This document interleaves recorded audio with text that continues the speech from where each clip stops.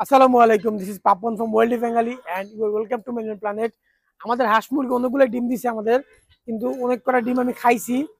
আমি একা খাই নাই, বাসায় নিয়ে গেছি, আবার অনেকেই খাইছে, বিক্রিও করছে কিছু আবার। তো আপাতত এই জায়গায় আমার কটা ডিম আছে, এখানে আমি ডিমগুলো দেখাই। কয়টা মুরগির ডিম আছে, কয়টা হাঁসের ডিম আছে। এগুলো আসলে বিক্রি করতে পারতাম চাইলে আমি, কিন্তু বিক্রি করার থেকে ভালো হবে যদি এগুলো আমি বসাই। যদি আমি এগুলা ফুটাই তাহলে বেটার হবে। এখানে আপনার হাঁসের ডিম আছে 5, 10, 12টা, আর মুরগির ডিম আছে 4টা, 3টা, 7টা। তো 12 আর 7 19টা, আর একটা ফ্রিজে রাখছি আমি 10টার মতো, তো 29টা ডিম টোটাল আছে। তো এখন এগুলো যে ফুটাবো, বাট আমার কোনো মুরগি কোনো হাঁস এখনো কুচে আসে নাই, মানে কমে একটা মুরগি অথবা একটা হাঁসও আসে নাই। তো এখন এগুলো তো ফুটানো লাগবে। তো আমি অনেক বছর আগেই একটা ইনকিউবেটর মেশিন কিনেছিলাম, এই যে এইটা হচ্ছে একটা আরএফএল ইনকিউবেটর মেশিন, এই যে এটা। তখন এটাতে আমরা ডিম ফুটাবো। এর আগেও আমি অনেকগুলো ডিম ফুটাইছি, আমার আগের ভিডিও যারা দেখছেন তারা বলতে পারবেন অনেক করে ডিম ফুটাইছি আমি। বাট এবার আমি এই সিজনে আমি একবারও ডিম ফুটাই নাই। এটা হচ্ছে পুরো ইনকিউবেটর সেট আপ, দেখাই কিভাবে সেট আপটা কাজ করেন। যারা আসলে ডিম ফুটেছেন আগে পরে তারা খুব ভালোভাবে জানেন। এটা হচ্ছে লাইন দেওয়ার, এটা লাইন দেয়, এটা দিয়েই আপনি কারেন্টের লাইনটা দিবেন। আর এখানে হচ্ছে একটা সেন্সর, এখানেও সেন্সর।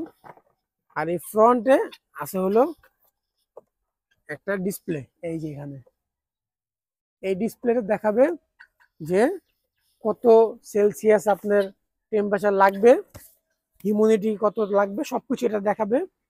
এখান দিয়ে একটু নষ্ট হয়ে গেছে, বাট সমস্যা নাই, যেহেতু এটা প্লাস্টিকের, তাপটা ধরে রাখবে। সব থেকে ইন্টারেস্টিং হচ্ছে এটা ফুললি অটোমেটিক। এই যে ডিমটা এখানে অটোমেটিক ঘুরবে, এভাবে ডিমটা অটোমেটিক ঘুরবে, এখানে এই মেশিনের মাধ্যমে এখানে ডিমটা অটোমেটিক ঘুরবে, এই যেভাবে ডিমটা ঘুরবে। তো এটাতে কোনো হাতের কাজ করা লাগবে না, জাস্ট একটাই জিনিস করা লাগবে, সেটা হচ্ছে পানি দেওয়া লাগবে।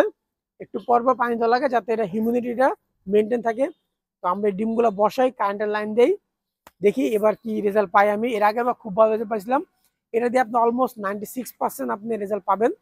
এটার দাম দাম নিয়েছিল আমার কাছে 8,000 অথবা 8,500 মতো। এখন ইনকিউবেটর মেশিনের দাম অনেক কমছে, কারণ এখন বাংলাদেশে সবাই এগুলো ইউজ করতেছে, বাংলাদেশে এগুলো বানাইতেছে। যেহেতু এটা একটা ব্র্যান্ডের মানে আরএফএল কোম্পানি, সো এটার দামটা একটু বেশি। যদি আমি নর্মাল গুলো কিনতাম তাহলে আমি এটা দিয়ে হয়তো বা 1,000 ডিমের পাইতাম, অথবা 700-800 ডিমের তো মিনিমাম পাইতামই। আর এটা হচ্ছে আপনার মাত্র 56 ডিমের। এখানে চাইলে আরো বেশি ডিম দেওয়া যায়, বাট 56 ডিমের আমি দিব। যেহেতু আমার কাছে মাত্র 29টা আছে, তো আমি এই 29টাই দিব, বাড়াবো না। এই যে ডিমটা বেসিক্যালি দেওয়া হচ্ছে এইভাবে, এইভাবে ডিমগুলো রাখে। এখন অনেকে একটা কোশ্চেন থাকতে পারে যে হাঁসের ডিম মুরগির ডিম একসাথে ফুটবে কিনা। ফুটবে, কোনো প্যারা নাই। জাস্ট লাস্টে যে হ্যাচিং এর টাইমে একটু টেম্পারেচার এদিক ওদিক করা লাগে, এগুলো আমি দেখাবো না কিভাবে এদিক ওদিক করি আমি। আমার যেহেতু এটার এক্সপিরিয়েন্স আগে থেকে আছে, সো আমার প্যারা হবে না ইনশাল্লাহ। আর যদি এর মধ্যে যদি কোনো আমার হাঁস মুরগি ডিম পারে তাহলে আমি ডিম চাইলা দেবো এটাতে, তারপর এটা ফুটবে। আর এখানে ডেট মেনটেন করাটা সব থেকে ইম্পর্টেন্ট। যদি আপনার এমন হয় যে একটা মুরগির ডিমের বয়স আপনার এখানে রাখছি 18 দিন, সাথে যে আরেকটা ডিম দেই, ঝামেলা রাখতে পারে, তখন এটা উঠে রাখতে হয়।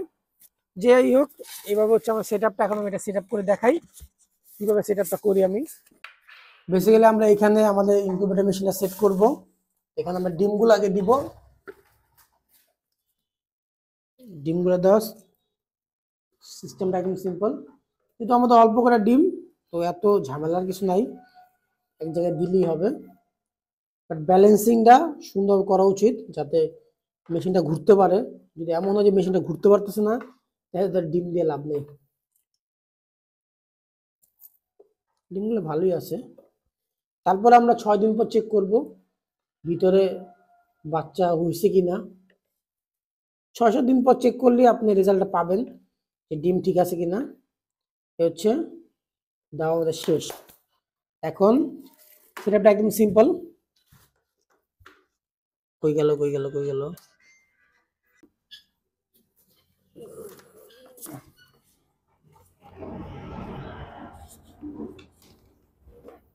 এই যে আমরা এটার সাথে এটা কানেক্ট করে দিব, যেটা ডিমটা ঘুরাবে ডিমগুলো সুন্দর করে রেখে দেই, দেন আমরা এটা সেট করে দেবো এভাবে, সিম্পল। এখন হচ্ছে লাইন দেবো, এই যে ক্লোজ আসো, এই যে টেম্পারেচারটা আস্তে আস্তে সেট হবে। এখানে একটু পানি দেওয়া লাগবে, এখন পানিটা আমি কিভাবে দিই আমি দেখাই।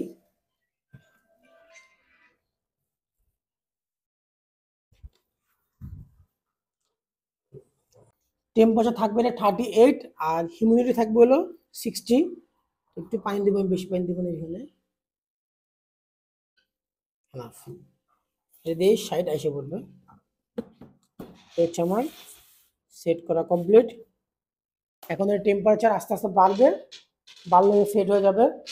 আমার যেহেতু মেশিনে অটোমেটিক আমি সেট করে দিছি যে এটা টেম্পারেচার 38 পর্যন্ত যাবে, তো 38 পর্যন্ত যাবে, এর উপরে উঠবে না, এর নিচেও নামবে না।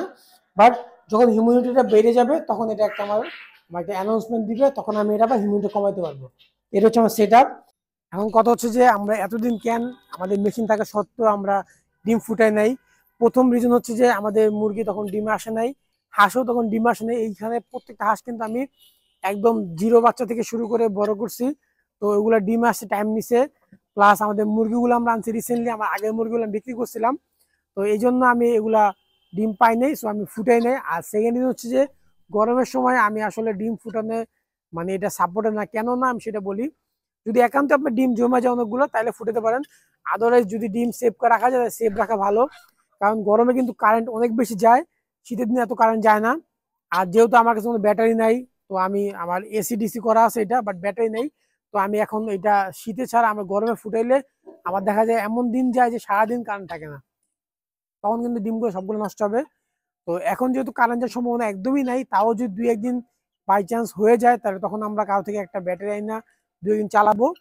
তো এগুলো আমি সেট করে দিলাম আপাতত।